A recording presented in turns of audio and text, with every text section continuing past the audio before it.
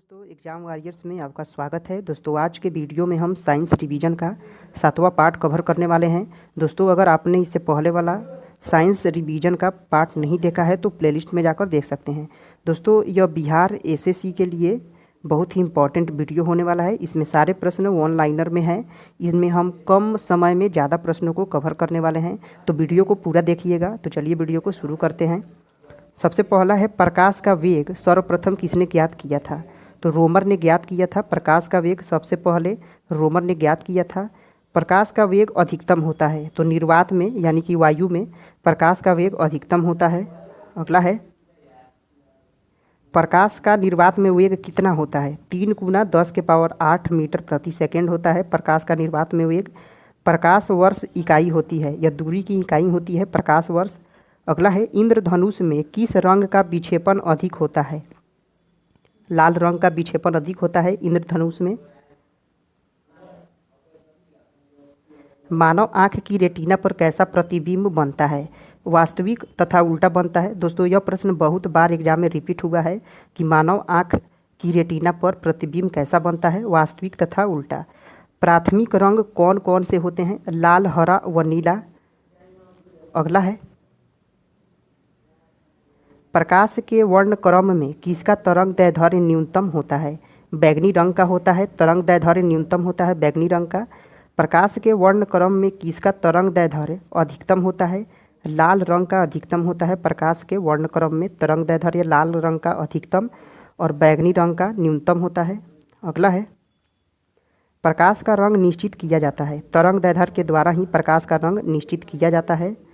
अगला है, स्वस्थ नेत्र के लिए अस्पष्ट दृष्टि की न्यूनतम दूरी कितनी होती है? 25 सेंटीमीटर होती है। स्वस्थ नेत्र के लिए अस्पष्ट दृष्टि की न्यूनतम दूरी 25 सेंटीमीटर। वर्धनता को किस लेंस से दूर किया जा सकता है? तो किसी लेंस से इसको दूर नहीं किया जा सकता है वर्धनता को। अगला है,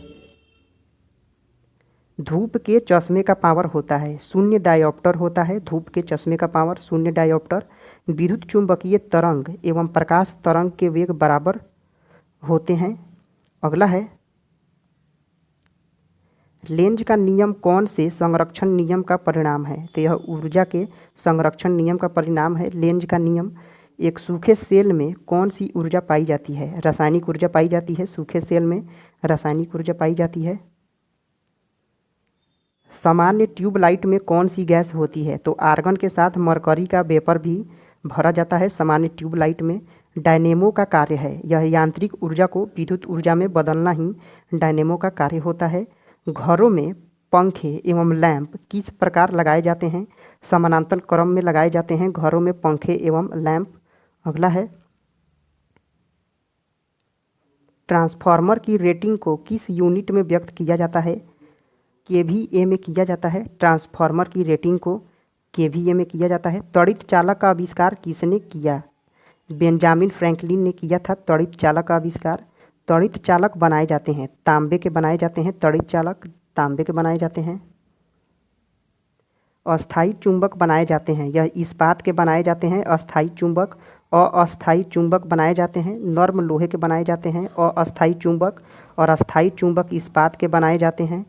चुंबक के समान ध्रुवों के बीच होता है प्रतिकर्षण होता है और असमान ध्रुवों के बीच आकर्षण होता है, इसको याद रखिएगा। अगला है, चुंबक के विपरीत ध्रुव के बीच आकर्षण और समान ध्रुव के बीच प्रतिकर्षण होता है। ध्रुव पर नमन कोण का मान कितना होता है? तो 90 डिग्री होता है। ध्रुव पर नमन कोण 90 डिग्री होता है।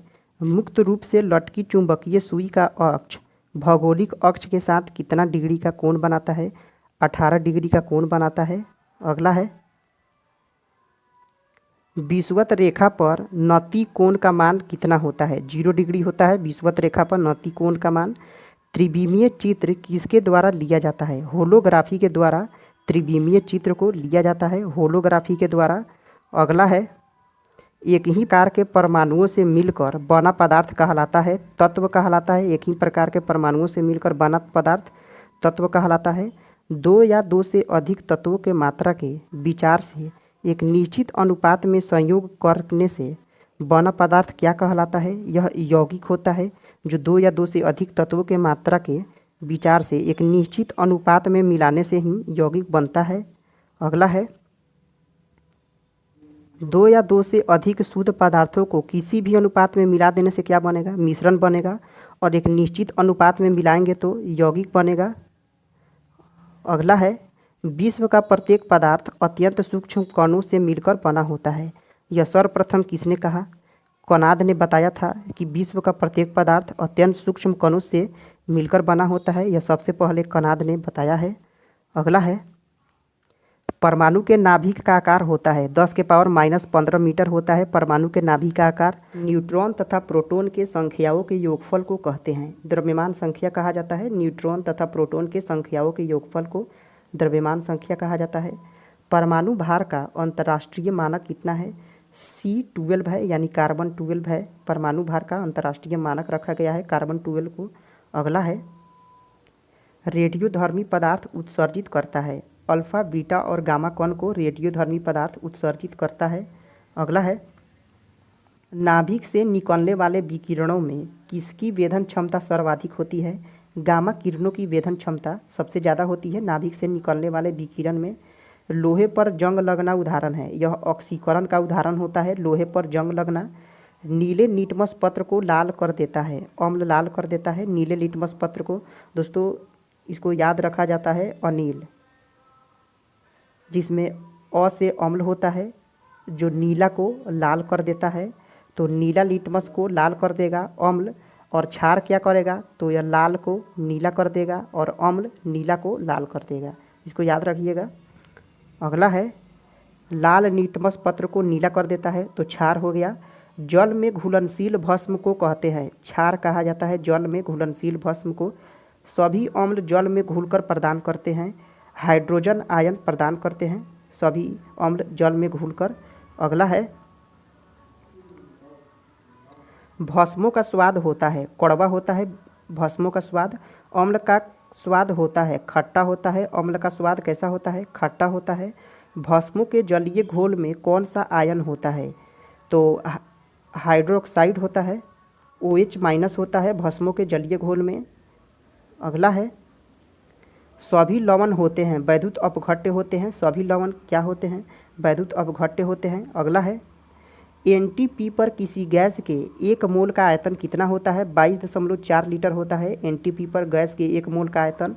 भारी जल का अनुभार 20 AMU होता है। अगला है, ठोस पदार्थों की विलेयता ताप बढ़ाने से बढ़ जाती है। ठोस पदार्थों की विलेयता ताप को बढ़ाने से इसकी विलेयता बढ़ जाती है। अगला है, किसी द्रव में गैस की विलेयता ताप बढ़ने से घट जाती है। कोलाइडी रसायन का जनक किसे माना जाता है? तो ग्राहम को माना जाता है कोलाइडी रसायन का जनक। अगला है, निलंबन में परिक्षेपित कणों का आकार कितना होता है? तो 10⁻⁻5 सेंटीमीटर होता है निलंबन में परिक्षेपित कणों का आकार। कोलाइड में परिक्षेपित कणों का आकार कितना होता है? 10⁻⁻5 से 10⁻⁻7 सेंटीमीटर तक होता है कोलाइडी में परिक्षेपण कणों का आकार। उत्प्रेरक की खोज किसने की थी? तो वर्जिलियस ने खोज की थी। उत्प्रेरक की खोज वर्जिलियस ने की थी। अगला है, आवर्त सारणी के उदग्र स्तंभों को कहते हैं वर्ग कहा जाता है। उदग्र स्तंभ को आवर्त सारणी के क्षैतिज स्तंभ, यानी इस तरह के स्तंभ को आवर्त कहा जाता है। दोस्तों यह वीडियो यहीं पे समाप्त होता है। अगर आपने इसे पहले वाला साइंस रिवीजन का प्रैक्टिस सेट नहीं देखा है तो प्लेलिस्ट में जाकर देख सकते हैं। दोस्तों आपको यह वीडियो कैसा लगा कमेंट करके ज़रूर बताएं। पसंद आया है तो लाइक करें, सब्सक्राइब करें। फिर मिलते हैं अगले वीडियो में। जय हिंद दोस्तों।